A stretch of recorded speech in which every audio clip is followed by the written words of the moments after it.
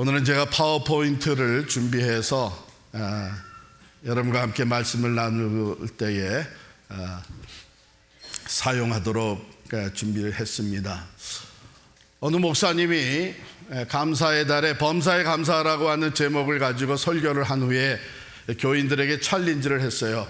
이제 말씀을 들었으니까 한 주간 앞으로 일주일 동안 그럼에도 불구하고 범사에 감사한, 즉 감사할 만한 상황은 아닌데도 범사에 감사하라 그랬으니까 감사할 수 있는 이런 여러분들이 되시기를 바랍니다. 그렇게 노력하고 이제 다음 주에 만나서 함께 나누도록 하겠습니다. 그랬어요. 그래서 한 중년 부인이 이것을 이제 시도하리라 이렇게 생각을 하고 갔는데 뭐 또 깜빡 잊어버리고 있었죠.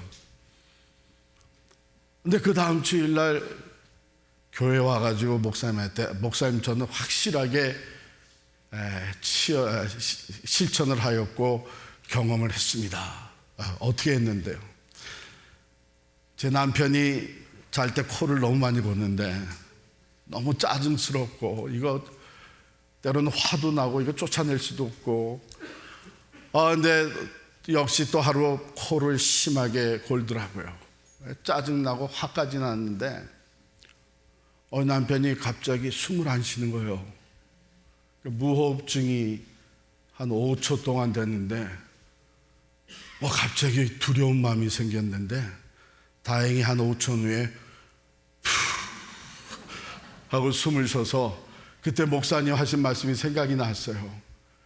감사하다. 그래도 여전히 살아있으니 감사하다. 그래서 그 다음부터는 이 코 고는 소리가 감사의 알람이 됐답니다. 이 감사가 우리 일상생활에 가져다주는 유익이 연구조사 결과 한 7가지로 나와 있는 게 있습니다. 이것은 심리학적으로 또 신경과학적으로 조사해서 간추려 놓은 건데, 첫 번째는요, 정신건강에 있어서 감사는 스트레스 감소 그리고 행복 증진을 가져다 주는 거예요.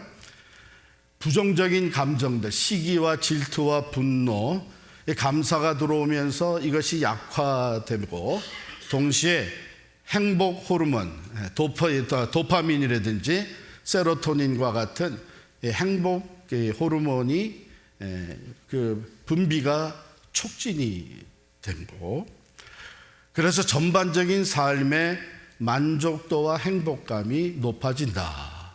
이런 첫 번째 정신건강의 유익이었고요. 두 번째는 낙관주의 및 회복 탄력성 향상입니다. 감사하는 사람들은 어려움 속에서도 긍정적인 면을 찾는다는 것이죠. 그래서 감사할 조건을 찾는데, 그렇기 때문에 어려움을 이겨내는 정신적 회복 탄력성이 점점 더 커진다는 겁니다. 그런데 정신건강뿐만이 아니라 신체 건강에도 감사가 도움이 되는데, 수면의 질이 개선이 되는 것이죠. 걱정이나 부정적인 생각을 가지고 있으면 잠자리에 누워도 잠이 잘 안 오고, 그런데 그런 생각 대신 감사한 마음을 가지면 평온한 감정을 유지하게 되고 더 빨리 잠들 뿐만 아니라 깊은 수면을 갖는 확률이 높아진다. 이렇게 연구 발표가 나왔습니다. 네 번째로 역시 신체 건강인데, 오늘날 많은 사람들이 만성적인 스트레스 속에 살아가잖아요. 그런데 감사하면 이 만성 스트레스가 줄어들면서 그 스트레스 호르몬이라고 하는 코르티솔이 그 수치가 낮아지는 것을 발견을 합니다. 따라서 면역 체계가 강화가 되고 통증에 대한 민감도가 떨어진다고 합니다.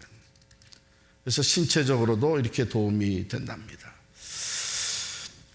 그런데 사회적으로 대인관계에도 도움이 되는 게 감사를 표현하잖아요. Thank you, 감사합니다, 참 도움이 많이 됐습니다, 이것을 표현하는데 이런 표현은 상대방에 대한 존중과 인정이죠. 이것을 전달하면서 관계가 깊어지고 이런 감사를 받는 사람의 입장에서는 그 관계 속에서 더욱 긍정적인 태도로 관계에 임하게 된다는 것입니다. 그래서 상호 호혜적인 mutual benefit을 위한 관계로 선순환이 된다는 것이죠. 그 다음에 인식과 사고의 변화가 일어나는데 물질주의 탈피 및 만족감이 증가가 된다. 이미 내가 없는 것에 대한 불평이 아니라 감사하는 사람들은 내가 이미 가지고 있는 것에 대해서 감사함으로 말미암아 결핍의 사고방식에서 벗어나게 된다. 전에는 이것도 없고 저것도 없고 하면서 그 결핍의 사고방식, 그래서 불만과 원망이 쌓였던 그런 결핍의 사고방식에서 벗어나서 더 많은 것을 소유해야 행복하다고 하는 이 물질주의적 가치관에서 점점 자유함을 얻게 되고 따라서 자족의 마음을 갖게 된다. 이런 조사가 나왔어요. 그리고 마지막으로 자기 개발에 도움이 되는데 감사하는 사람들은 일반적으로 인내심이 강하고 미래에 대한 긍정적인 기대를 가지고 살면서 다른 사람의 도움을 또 쉽게 받아들인다는 것이죠. 감사합니다. 도와주셔서 고맙습니다. 도움이 많이 되겠습니다. 이러기 때문에 이런 사람들은 장기적인 자기의 목표, 인생의 목표를 설정하고 이를 성취해 가는데 갈 가능성이 더 높아진다. 7가지 다 외우셨어요? 이렇게 요약하면 우리 일상생활의 감사가 일반적으로 가져다주는 유익 7가지, 너무 좋잖아요. 7가지가 이렇게 요약이 됩니다. 스트레스 감소와 행복 증진, 낙관주의와 회복 탄력성 향상, 수면의 질 개선, 또 면역력, 신체 통증 완화, 또 사회적 관계 강화, 물질주의 탈피, 만족감 증가, 목표 성취 촉진. 하나님께서 우리에게 주신 말씀 중에 항상 기뻐하라, 쉬지 말고 기도하라, 그 다음에 뭐예요? 범사에 감사하라. 이것은 그리스도 예수 안에서 너희를 향한 하나님의 뜻이니라. 세상이 심리학적, 신경과학적 이런 연구조사를 해서 이것을 발견해내기 전에 하나님이 이미 다 아신 거예요. 범사에 감사하는 삶이 우리에게 얼마나 유익이 되는지. 그런데 이 7가지보다도 더 크게 유익이 되는, 저는 이것이 최고의 유익이라고 얘기를 할 수 있는데, 그 다음 파워포인트를 보시면 오늘 본문 말씀이에요. 시편 50편 23편을 우리 다시 한번 읽겠습니다. 시작. 감사로 제사를 드리는 자가 나를 영화롭게 하나니 그의 행위를 옳게 하는 자에게 내가 하나님의 구원을 보이리라. 우리 인생의 최고의 목적이 뭐예요? 하나님을 영화롭게 해드리고 그 하나님 안에서 즐거워하는 것이 우리 최고의 목적이에요. 그래서 웨스트민스터 소요리 문답의 제1번이죠. 우리가 신앙생활 하면서도 늘 우리가 바라는 것은 어떻게 하면 하나님을 더 영화롭게 해드릴 수 있을까? 할렐루야. 이것이 우리의 신앙생활의 궁극적인 목적인데, 오늘 말씀은 뭐냐면 감사로 예배를 드릴 때, 감사로 제사를 드리는 자가 나를 영화롭게 한다, 하나님을 영화롭게 한다는 거예요. 뿐만 아니라 이어서 자기 행위를 옳게 하는 자에게 하나님의 구원을 보이시리라 그랬어요. 여기서 구원이라는 것은 예수 믿고 구원받고 천국 가는 거, 그것이 아니고 하나님의 백성으로 예수 믿고 살아가는데 우리 구원이 필요한 때가 많잖아요. 질병에서부터 구원, 사고에서 보호를 받고 또한 구원되는 것, 관계의 그 어려움 속에서 문제가 해결되고 구원되는 것, 실패 가운데서 다시 일어날 수 있는 그 도우시는 구원의 능력, 이런 구원이 우리 가운데 계속해서 주어지는데, 오늘 약속의 말씀은 뭐냐면 감사로 하나님을 예배하면서 그 행위를 옳게 하는 자에게 하나님의 구원을 보여주시겠다는 거예요. 할렐루야. 여러분, 이 23절 말씀, 시편 50편 23절은 제일 마지막에 나오잖아요. 이것이 이 시의 결론입니다. 이 시편 50편은 크게 둘로 나눠져요. 1절부터 15절까지, 그리고 16절부터 22절까지 나눠지면서 그 앞의 내용의 결론이 마지막 23절에 기록이 되어 있어요.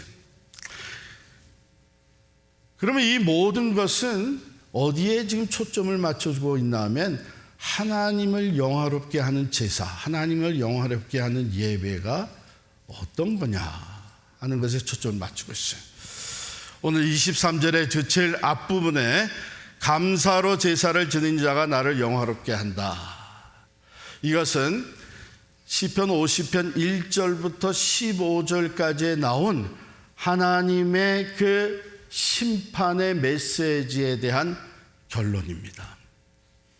그 앞에 무슨 말씀이 나오나 하면 이스라엘 백성들이 절기마다 또 계속해서 하나님의 전에 올라갈 때마다 제물을 가지고 가잖아요.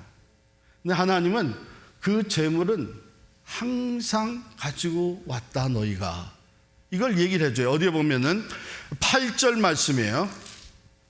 8절 말씀에 보면은 나는 내 제물 때문에 너를 책망하지는 아니하리니 내 번제가 항상 내 앞에 있음이로다. 제물을 가져온 거, 뭐 부족하다 그 얘기가 아니에요. 항상 제물은 있었다. 그런데 문제는 뭐냐면 마음은 없었다는 거예요. 외식적이고. 그러니까 제사가 외적 제사였어요. 마음은 하나님을 떠나 있었어요. 그래서 여기 9절 12절 말씀을 제가 9절부터 12절을 요약하면 내가 내 집에서 수소나 내 우리에서 숫염소를 가져가지 아니하리니 내가 줄일지라도 내게 이르지 아니할 것은 세계와 거기에 충만한 것이 내 것임이로다. 하나님은 정작 그 재물이 필요한 분은 아니세요. 왜? 세상의 모든 것이 하나님의 소유예요. 모든 것이 이미 하나님의 것이에요. 그래서 하나님이 영광을 받으시는 예배는 먼저 이 심령의 제사라는 것이죠. 내적 고백이 있어야 되는 거예요. 하나님께서 이 모든 것을 창조하시고 모든 것을 다스리고 소유하고 계시는데 하나님이 내게 하나님의 것을 주셨습니다. 은혜로 많은 것을 주시고 필요한 것을 주시고, 그래서 내가 하나님의 사람으로서 살 수 있도록 은혜를 베풀어 주셨는데, 주신 것에 내가 얼마를 떼어서 이제 하나님께 다시 드립니다. 이것은 본래 하나님 것이었습니다. 그런데 내게 주셨으니 너무 감사합니다. 이 감사의 마음이 이게 내적 심령의 제사가 된 것이죠. 그런데 이스라엘 백성들이 그 마음은 없이 그냥 형식적인 외적인 제사만 강조하는 가운데 하나님께서 이제는 이사야 선지자의 말씀에 보면 이제는 더 이상 가져오지도 마라. 거기에 영어로 표현하면 I am sick and tired. 마음은 없는, 야 마음에도 없는 선물은 왜 가져오냐? 우리 가끔 그런 얘기 하잖아요. 그래서 하나님이 기뻐 받으시는 예배는 먼저 내적 고백, 감사의 고백이 담겨져 있어야 된다. 그래서 진실된 감사의 고백과 찬양이 올려지는데 거기에는 하나님의 완전하신 주권을 인정하는 것이죠. 이 모든 것이 하나님의 것이고 내 삶이 하나님의 다스림 가운데 있고 오늘 하나님께 나올 수 있는 이 모든 것은 하나님의 은혜입니다. 이것을 고백하면서 예배 드릴 때에 이 감사의 제사를 드리는 사람들로 말미암아 내가 영광을 받게 된다, 이렇게 말씀하신 거예요. 자, 그 다음에 나오는 부분은 그의 행위를 옳게 하는 자에게 내가 하나님의 구원을 보이리라 그랬어요. 여기서 그의 행위는 제사에 대한 얘기가 나왔기 때문에 우리가 좁게는 무엇을 얘기하냐면 진정 내적인 고백, 감사의 고백이 외적인 행위로 나타나는 것을 얘기하죠. 감사의 제물, 예물입니다. 그래서 진정한 내적인 감사의 고백으로 인해서 드려지는 예물은 자원하여 드리게 되는 예물이 되는 것이죠. 누가 하라 그래서가 아니고 내가 자원해서 받은 은혜가 감사해서 드릴 수 있는 예물. 그런데 여러분, 이게 진정한 감사가 없이 예물을 준비하다 보면 여러분 무슨 생각이 떠올라요? 이거 좀 많이 드리는 거 아닌가? 인색한 마음이 들어옵니다. 근데 진정한 감사에서는 그런 인색한 마음이 아니라 즐거움으로 드리게 되는 것이죠. 감사함으로 드리게 됩니다. 그 행위, 그런데 그 행위만 얘기하는 것이 아니고 여기에 히브리 원어를 보게 되면 인생 길을 얘기하는 거예요. 그러니까 삶 자체죠. 삶 자체. 예배와 분리된 삶을 살고 있었던 이스라엘 백성들, 거기에 대해서 하나님이 심판하신 내용이 이제 16절부터 쭉 나오는 거예요. 세컨드 해프죠. 거기에 이런 말을 담고 있어요. 17절부터 19절의 말씀을 보면 내가 교훈을 미워하고 내 말을 내 뒤로 던지며, 하나님의 말씀, 하나님의 그 교훈을 싫어한 거예요. 그래서 받았는데 그것을 그냥 뒤로 던져버리는 거예요. 그런 표현이죠. 그러면서 도둑을 본즉 그와 연합하고, 내가 당장 유익이 될 것 같아, 이익을 챙길 수 있을 것 같아. 그래서 도둑을 보고 그와 연합하고 간음하는 자들과 자기의 쾌락과 욕망을 채워가는, 하나님과는 상관없이 하나님의 말씀에 반하여 간음하는 자들과 동료가 되며 내 입을 악에게 내어주고 내 혀로 거짓을 꾸미며. 이건 무슨 말이에요? 지금 감사로 제사를 드린다고 나가서 예배를 드린 백성들이 그 자리를 떠나 세상에 나아가서 살 때는 불순종의 삶을 삽니다. 그래서 하나님이 보시기에 정말 하나님 앞에 죄악된 모습을 그대로 실천하며 살아가는 거예요. 그래서 하나님이 여기서 얘기한 것은 감사로 예배를 드리며 하나님을 영화롭게 하는 자, 그리고 그 감사가 삶에 그대로 반영이 되어서 그 행위를 옳게 하는 자에게는 내가 구원을 보이겠다. 내가 능력으로 내가 도움을 베풀어서 그를 어려움과 또한 실족한 가운데서, 고통 가운데서 내가 건져주겠다. 구원을 베풀겠다. 이제 그런 말씀이에요. 그래서 여기 보면 감사는 올바른 행위, 즉 순종과 아주 밀접한 관계가 있습니다. 보세요. 어떤 분이 저에게 참 큰 은혜를 베풀었다고 합시다. 야, 이거 너무 감사합니다. 이걸 저에게 이렇게 도움을 주셨으니 감사합니다. 근데 그 도움을 주는 사람이 얘기하기를, 제가 이렇게 도움을 줄 수 있어서 참 다행입니다. 그런데 앞으로는 좀 이렇게 하시면 좋겠습니다. 이렇게 얘기를 하면 뭐라 그래요, 제가? 아닌데요? 그럴까요? 물론이죠. 너무 감사해서 내가 그 사람의 뜻을 받아들이는 거예요. 그리고 그 사람이 원하는 것을 내가 실천해 주는 거죠. 그래서 그와 같이 우리가 말씀대로 살아가는 순종의 삶은 우리 마음에 있는 진정한 감사와 밀접한 관계가 있어요. 그런데 이스라엘 백성들은 하나님 앞에 나가서 감사로 예배한다고 했지만 그 다음에 돌아서 세상에 나가게 되면 도둑과 합하고 거짓을 말하고 쾌락을 즐기고 하나님의 말씀은 떠났다. 그렇다면 이건 뭘 보여주는 거예요? 그 진짜 감사한 게 아니네.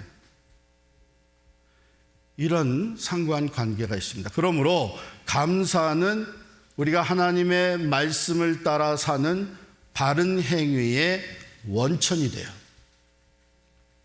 그리고 거꾸로 바른 행위로 순종하는 삶은 이 사람은 정말 감사하는 사람이구나 하는 것에 증명이 되는 거예요.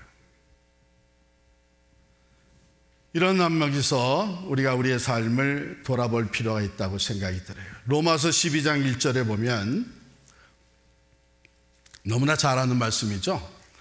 그러므로 형제들아 내가 하나님의 모든 자비하심으로 너희를 권하노니 너희 몸을 하나님이 기뻐하시는 거룩한 산 제물로 드리라. 이는 너희의 드릴 영적 예배니라.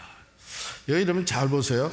그러므로 형제들아 내가 하나님의 모든 계명과 율법으로 너희를 권하노니 너희 몸을 거룩한 산 제물로 드리라. 그렇게 얘기 안 했어요.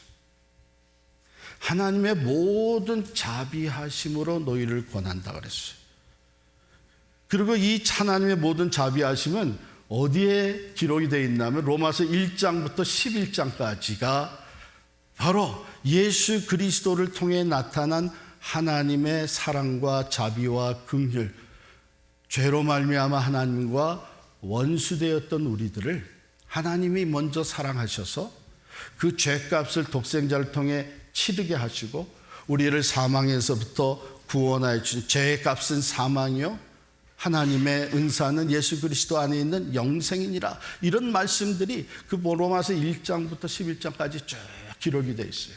그런 다음에 사도 바울이 이 모든 하나님의 자비와 긍휼과 사랑 이것을 근거로 내가 너에게 권한다. 그러니 너희 몸을 하나님이 기뻐 받으신 거룩한 산 제물로 드려라. 이것이 너희들의 영적 예배니라. 이건 그 영적 예배, 우리의 삶을 하나님이 받으시는 거룩한 제물로 드리는 것을 어디에 근거를 둔 거예요? 감사한 거예요. 나 같은 죄인도 사랑해 주신 거, 내게도 그 자비와 긍휼을 베풀어 주신 거, 나도 예수를 믿어서 구원받게 해주신 이 모든 하나님의 자비와 사랑을 생각할 때에 자원하는 마음으로, 기쁜 마음으로 내가 말씀에 순종하며 내 삶이 하나님이 받으시는 거룩한 제물이 되어야 하겠다. 내가 삶으로 하나님이 하나님 영화롭게 해드리는 삶의 예배를 드려야 되겠다. 바로 그 말씀이죠. 그러므로 참된 예배는 곧 감사와 순종으로 살아가는 사람들입니다. 그럴 때에 내면에서는 진실한 감사의 고백을 담고 있고 그것이 외적으로 외면으로 나타나는데 자원하여 드리는 예물과 순종의 삶으로 이어질 때에 하나님이 영광을 받으시고 하나님의 구원, 축복을 베풀어 주시는 거예요. 여러분 성경에 이런 예가 참 많은데 제가 두 가지만 잠깐 예를 들면 누가복음 17장에 보면 예수님이 10명의 나병 환자들을 만나잖아요. 예수님께서 그들을 불쌍히 여기셔서 고쳐주십니다. 가서 제사장에게 너희 몸을 보이라. 그래서 순종해서 가는 중에 병이 났어요. 그러니까 얼마나 좋아요. 그래서 난 좋아서 자기들의 집으로 성읍으로 다 들어갔는데 한 사람만은 이방인이었다 이렇게 기록이 되어 있는데 이방인 한 사람은 예수님께 돌아옵니다. 그래가지고 감사를 표현을 해요. 주님 감사합니다. 내가 이렇게 낫게 됐습니다. 주님의 은혜입니다. 그랬잖아요. 그때에 예수님이 아주 중요한 말씀을 하셔요. 누가복음 17장 19절에 보면 일어나라, 일어나서 가라. 내 믿음이 너를 구원하였느니라. 여기에 구원이 선포가 되는 거예요. 한 주께로 돌아와서 감사를 드릴 때에 약속하신 대로 구원이 선포가 됩니다.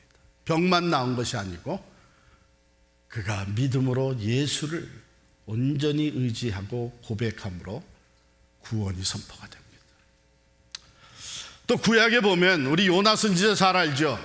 아니 세상에 요나서를 읽을 때 맨 처음에 그런 생각, 아니 세상에 하나님의 선지자 그러면서 이렇게 막 대놓고 불순종할 수 있어? 예? 니누에로 가라 그랬는데 자기가 가기 싫다고 어디로 가요? 다시스로 가는 배를 타요. 아니나 다를게 하나님이 진노하시고 징계하셔서 이제 폭풍이 일어나면서 결국은 배가 침몰하게 되니까 요나가 원인 제공이다 해가지고 바다에 집어 던지죠. 물고기, 큰 물고기가 요나를 삼켜버립니다. 물고기 뱃속에 들어가서 요나가 하나님께 부르짖어요. 근데 그 기도의 내용에 보면 요나서 2장 9절에 이런 말씀이 기록이 되어 있어요. 나는 감사하는 목소리로 주께 제사를 드리며 나의 서원을 갚겠나이다. 구원은 여호와께 속하였나이다. 전혀 감사할 수 없는 상황이에요. 물고기 뱃속에서 이제 언제 죽나 이런 상황이에요. 그런데 거기서 요나가 나는 감사하는 목소리로 주께 제사를 드리며 나의 서원을 갚겠나이다.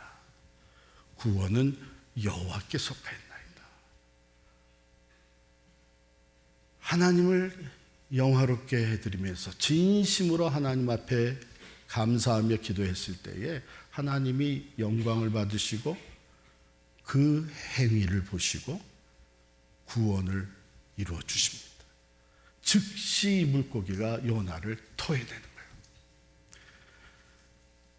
거예요. 전혀 감사할 수 없는 상황에서도 구원이 오직 하나님께 있음을 고백하면서 이미 받은 은혜에 감사하며 하나님께 바른 행위로 나아갈 때에 하나님은 엄청난 약속의 말씀대로 이루어 주시는 줄을 믿습니다.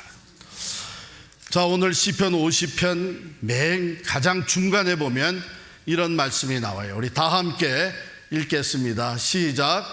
감사로 하나님께 제사를 드리며 지존하신 이에게 내 소원을 갚으며 환난 날에 나를 부르라. 내가 너를 건지리니 내가 나를 영화롭게 하리로다. 할렐루야. 근데 앞부분은 우리가 빼놓고 지금 어렵고 힘들다고 그냥 하나님께 부르짖기만 하지 말고 이미 받은 은혜를 생각하면서 감사로 하나님께 예배하고 하나님의 말씀에 순종하는 삶을 살면서 내가 하나님 앞에 서원한 것을 신실하게 먼저 지키고 그러면서 하나님께 부르짖을 때에 하나님 약속하신 대로 하나님의 특별하신 구원을 우리에게 나타내 보여주십니다. 이제 다음 주일이면 우리가 추수감사주일을 맞이합니다. 당연히 한 주일 동안 우리가 이 절기 예배를 준비해야 되겠죠. 이렇게 하면 좋겠어요. 이 한 주간 동안 감사를 발굴하시기를 바랍니다. 지난 한 해 동안 하나님께서 베풀어 주신 은혜를 깊이 묵상을 하면서 하나님이 이렇게 은혜로 이끌어 주셨구나. 그 감사를 발굴해 내시는 시간을 가지시기를. 큰일뿐만이 아니고 그때 엄청난 일이 있어요. 큰일뿐만 아니라 코 고는 남편의 문제까지도 사소한 일에 하나님이 내게 은혜를 주시고 계시다 하는 것을 발굴해내고 그 마음이 여러분 이것을 하나씩 발굴하다 보면 우리들의 마음이 하나님께 대한 감사로 충만해지는 거예요. 이게 심령의 예배가 준비되어지는 겁니다.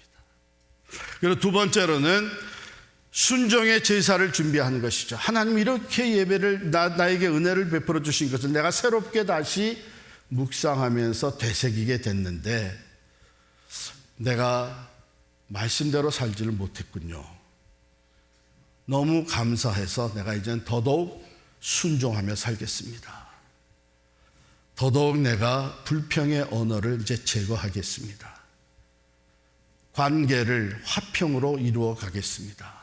그리고 내게 도움을 주고 은혜를 베푼 이웃과 가족들에게 감사를 표현하겠습니다. 이게 바른 행위죠. 이렇게 준비하게 되면 우리는 내면의 내적 예배 그리고 외적 예배가 하나님이 기뻐하시는 것으로 준비되고 그 마음을 가지고 자원하는 마음으로 우리 추수감사절 헌금을 드릴 때에 그것이 하나님이 기쁘게 받으시는 예물이 되는 줄을 믿습니다.